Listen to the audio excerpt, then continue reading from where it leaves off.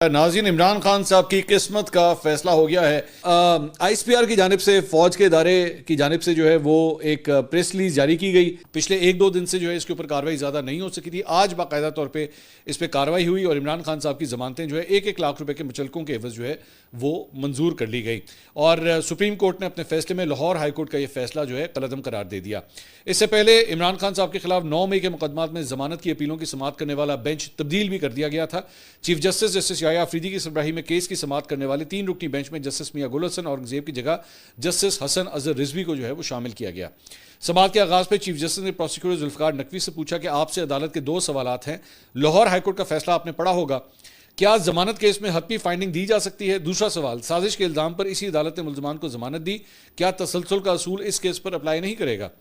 Prosecutor ने दलाइल में कहा कि जमानत केस में अदालत की ऑब्जर्वेशन हमेशा अबूरी नौयत की होती है और अदालती ऑब्जर्वेशन का ट्रायल पर कोई फर्क नहीं पड़ता। समाअत के दौरान जज साहब ने प्रोसिक्यूटर जुल्फकार नकवी से पूछा कि एजाज चौधरी पर इल्जामात मौके पर मौजूदगी और साजिश के थे। जस्टिस हसन अजहर रिजवी ने पूछा कि क्या एजाज चौधरी 9 मई को मौके पर मौजूद थे? प्रोसिक्यूटर ने कहा जी एजाज चौधरी की मौके पर मौजूदगी के हवाले से वाज़ेह जवाब नहीं दे सकता। इस पर जज साहब ने कहा कि आप प्रोसिक्यूटर हैं और आपको बुनियादी बात का ही इल्म नहीं है। चीफ जस्टिस ने पूछा कि इमरान खान के खिलाफ क्या शवाहिद हैं? प्रोसिक्यूटर ने कहा जी 3 गवाहान के बयान बतौर सबूत पेश किए हैं। इमरान खान का तमाम मुकदमात में मरकजी किरदार है। चीफ जस्टिस ने कहा कि मेरिट पर जाएंगे तो सलमान सफदर भी बात करेंगे। सुप्रीम कोर्ट ने मेरिट पर ऑब्जर्वेशन दी तो ट्रायल मुतासिर होगा। मेरा काम आपको मुतनब्बे करना था, बाकी जैसे आप बेहतर समझे। चीफ जस्टिस ने पूछा कि मुल्जिम के खिलाफ आपके पास ज़बानी और इलेक्ट्रॉनिक शवाहिद के अलावा क्या है? जज साहब ने पूछा कि मुल्जिम के खिलाफ FIR किस तारीख की है? प्रोसिक्यूटर ने बताया कि 10 में से 3 मुकदमात में मुल्जिम नामजद है। मुल्जिम के खिलाफ FIR 9 मई को दर्ज हुई। सुप्रीम कोर्ट ने इमरान खान के 3 टेस्ट कराने के लिए ट्रायल कोर्ट से रिजू की इजाज़त दी। पुलिस ने वॉइस मैचिंग, फोटोग्रामेटिक, पॉलीग्रामेटिक टेस्ट के लिए मजिस्ट्रेट से रिजू किया। अदालत की इजाज़त के बावजूद मुल्जिम ने टेस्ट नहीं करवाए। चीफ जस्टिस ने कहा कि अगर ऐसा है तो कानूनी नताइज होंगे। जज साहब ने पूछा कि क्या नॉर्मली ऐसे टेस्ट बाकी मुकदमात में भी होते हैं? प्रोसिक्यूटर ने कहा कि जी कानून मुल्जिम की जमानत से ममानियत करता है, मुल्जिम के खिलाफ ठोस शवाहिद हैं। चीफ जस्टिस ने कहा कि शवाहिद तो ट्रायल कोर्ट में साबित होंगे।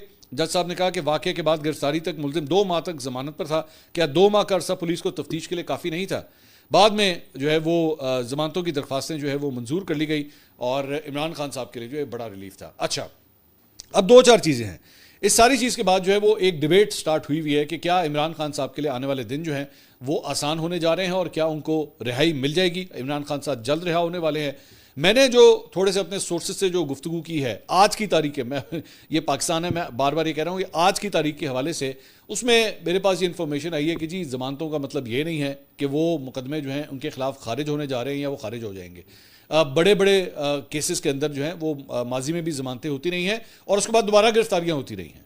ऐसा भी होता रहा है कि नए शवाहिद की बुनियाद के ऊपर, नए गवाहों की बुनियाद के ऊपर जो है वो दोबारा भी गिरफ्तारियां होती रही हैं। और ज़मानत का मतलब कथित तौर पे ये नहीं है कि केस ड्रॉप हो गया। केस जो है वो अपनी जगह चलता रहेगा, एक बात।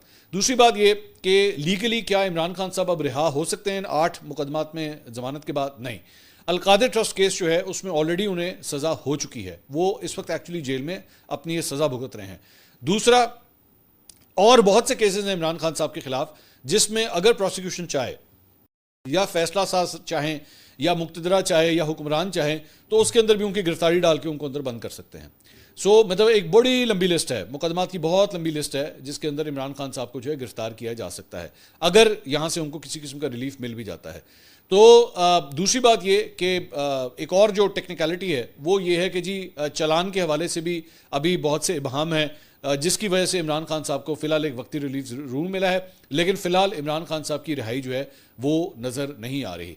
As a matter of fact, मतलब आप इसी से अंदाज़ा लगा लीजिए कि मैंने अपने जो मेरे पिछला वीलॉग था उसके अंदर मैंने आपको डिटेल बताई थी कि बुशरा बीबी की बहन जो है उन्होंने मुख्तलिफ एंकर से मुझसे भी रब्ता करके उन्होंने खुद गिले शिकवे किए हैं कि जी मेरी बहन के साथ जो है वो ट्रीटमेंट ठीक नहीं हो रहा, उनसे मुलाकातें नहीं होने दी जा रही, वो बीमार रहती हैं, उनके सेल के अंदर जो है वो कीड़े मकोड़े छोड़ दिए गए हैं, छोड़े तो नहीं गए, मतलब वहाँ पर बरसात की वजह से खुद आ गए होंगे, तो वो बड़े मुश्किल हालात के अंदर हैं। इसमें तो फिलहाल किसी किस्म की जो है कोई रिलीफ फिलहाल नज़र नहीं आ रहा। अब देखें, ये पाकिस्तान है, मैं दोबारा ये कहूँगा, यहाँ पे अगर आज का दिन आपका मुश्किल होता है ना तो मामला तय होने के ऊपर 1-2 दिन के अंदर आपको चीज़ें जो है वो आपकी ठीक भी हो सकती हैं।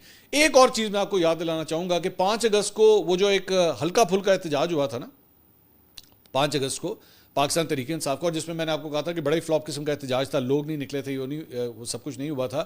تو میں نے اس وقت بھی یہ بات کی تھی کہ یہ چیز بھی پاکستان تحریک انصاف کے حق میں جائے گی کہ یہ جو لولا لنگڑا قسم کا احتجاج کیا گیا تھا نا, اور ایز سچ کوئی پرابلم, بڑی پرابلم جو ہے وہ موجودہ سیٹ اپ کے لیے نہیں بنائی گئی, یہ بھی گڈ بکس میں جائے گی چیز یہ, اور وہ ویسے ہی نظر آیا کہ ہوا بھی ہے.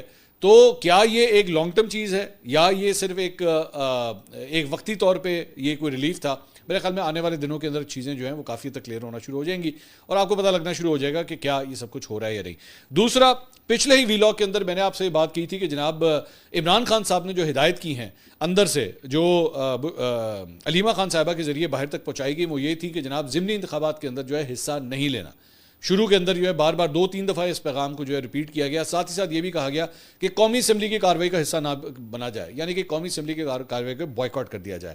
لیکن اس کے بعد کل پرسوں یہ خبر آئی کہ جناب جو پولیٹیکل کمیٹی ہے پاکستان تحریک انصاف کی, اس کے حوالے کر دیا گیا ہے اور یہ کہا گیا کہ جناب وہ یہ فیصلہ کرے کہ انہوں نے کیا کرنا ہے. تو اس کے بعد اب جو ان کی سیاسی کمیٹی ہے اس نے یہ فیصلہ کیا ہے جی پاکستان تحریک انصاف ضمنی الیکشنز میں حصہ لے گی. یہ بات میں آپ کو آلریڈی پہلے بتا چکا تھا کہ جناب آپ دیکھیے گا یہی ہوگا, کیونکہ جو کنٹیسٹ کرنے والے ہیں ان کی طرف سے بہت پریشر ہے. یعنی کہ وہ چاہتے ہیں کہ اگر ان کی سیٹیں خالی ہو رہی ہیں نااہلی کی وجہ سے تو کم از کم ان کی فیملی جو ہے وہ ضرور وہاں پہ کنٹیسٹ کر سکے, تاکہ سیٹ جو ہے وہ کم از کم ہاتھ سے جانی نہیں چاہیے, میدان جو ہے وہ خالی نہیں چھوڑنا چاہیے, اور ویسا ہی ہوا ہے. اب دوسری بات یہ ہے کہ اگر آپ یہ سیٹیں کنٹیسٹ کرنے لگے ہیں مثال کے طور پہ, تو پھر اس کا مطلب ہے کہ آپ قومی اسمبلی میں بھی جانے کا ارادہ رکھتے ہیں, آپ قومی اسمبلی بھی نہیں چھوڑیں گے. اب وہ جو عمران خان صاحب کی ہدایت تھی نا, اس کے بھی برخلاف اب یہ قومی اسمبلی کے اندر بھی جائیں گے, کیونکہ ظاہری بات ہے جب آپ الیکشن جیتتے ہیں پھر آپ کو جا کے حلف بھی اٹھانا ہوتا ہے. حلف اٹھانے کے لیے آپ کو قومی اسمبلی کے اندر ہی جانا پڑے گا. تو عمران خان صاحب کی دونوں ہدایات جو ہیں اس کے اوپر پاکستان تحریک انصاف کی جو سیاسی کمیٹی ہے اس نے ایک بالکل ڈفرینٹ ڈائریکشن لی ہے, اور یہ کوئی پہلا موقع نہیں ہے. مطلب اس کے علاوہ بھی عمران خان صاحب کی کئی ایسی ہدایات ہیں جس کے برخلاف پاکستان تحریک انصاف کی سیاسی کمیٹی نے ایک ڈفرینٹ رائے جو ہے وہ لی ہے. جہاں ڈفرینٹ رائے کی بات آ رہی ہے وہاں پہ ایک تیسری چیز بھی ہے جس سے ایک مختلف رائے جو ہے وہ سامنے آئی ہے, اور وہ ہے اپوزیشن لیڈر کا عہدہ. محمود خان اچکزئی صاحب کو جو ہے عمران خان صاحب نے نامنیٹ کیا. اندر سے خبر آئی کہ جی یہ کہا گیا کہ ان کو جو ہے وہ اپوزیشن لیڈر بنایا جائے. علی محمد خان پاکستان تحریک انصاف کے سینئر رہنما آج میڈیا سے گفتگو کرتے ہوئے انہوں نے کہا کہ جی پارٹی کے اندر یہ رائے پائی جاتی ہے کہ پاکستان تحریک انصاف کے پاس یہ عہدہ ہونا چاہیے, یہ عہدہ جو ہے وہ کسی اور پارٹی کے پاس نہیں ہونا چاہیے. لاجیکلی اگر آپ دیکھیں تو یہ فیکٹ بھی ہے, کیونکہ اپوزیشن کے اندر سب سے بڑی جو جماعت بنتی ہے وہ واقعی پاکستان تحریک انصاف بنتی ہے. تو اٹ سیمز کوائٹ اسٹرینج کہ ایکچولی آپ جو سب سے بڑی جماعت ہے اس کا کوئی ریپرزنٹیٹیو نہیں بلکہ ایک چھوٹی جماعت کا ریپرزنٹیٹیو جو ہے وہ اپوزیشن لیڈر بنا دیا جائے. تو ظاہری بات ہے پاکستان تحریک انصاف کے اندر کچھ لوگوں کے اندر ریزنٹمنٹ بھی ہوگی کہ بھائی ہم کسی اور لیڈر کے پیچھے کیوں لگے جب ہمارا گروپ جو ہے وہ سب سے بڑا ہے. اور دوسرا سوال اس سارے معاملے کے اوپر یہ بھی آتا ہے کہ پاکستان تحریک انصاف کے اتنے بڑے جمع غفیر میں کوئی ایک بندہ نہیں ہے جو اپوزیشن لیڈر کا کردار ادا کر سکے.